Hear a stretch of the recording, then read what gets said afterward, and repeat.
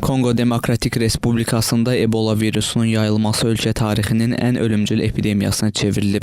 Ölkənin İctimai Səhiyyə İnstitutunun məlumatına görə indiyədək 4945 yoluxma və 2325 ölüm qeydə alınıb.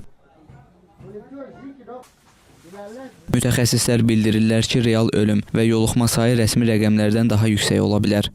Epidemiyaya nadir rast gəlinən Bundibugyo virusunun səbəb olduğu bildirilir. Bu virusa qarşı təsdiqlənmiş vaksin olmadığı üçün tibb işçiləri erkən diaqnostika, müalicə və infeksiya nəzarət tədbirlərinə üstünlük verirlər.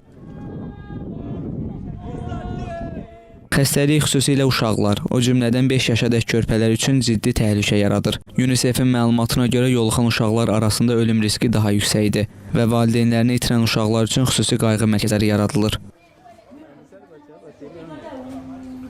Epidemiyanın qarşısının alınması temperaturu yoxlamaları, əl yuma məntəqələri və maarifləndirmə kampaniyaları ilə davam etdirilir. Lakin silahlı qrupların təhdidləri, bəzi tibb işçilərinin maaşsız qalması, yerli əhalinin inamsızlığı və Ebola ilə bağlı dezinformasiyalar mübarizəni çətinləşdirir.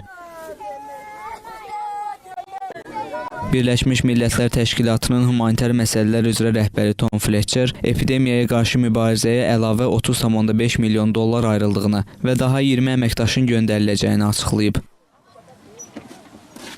Ümumdünya Səhiyyə Təşkilatı isə mövcud dinamikanın davam edəcəyi təqdirdə epidemiyanın 2014-2016-cı illərdə Qərbi Afrikada qeydə alınmış 11 mindən çox ölümə səbəb olan Ebola ocağını geridə qoya biləcəyini bildirir.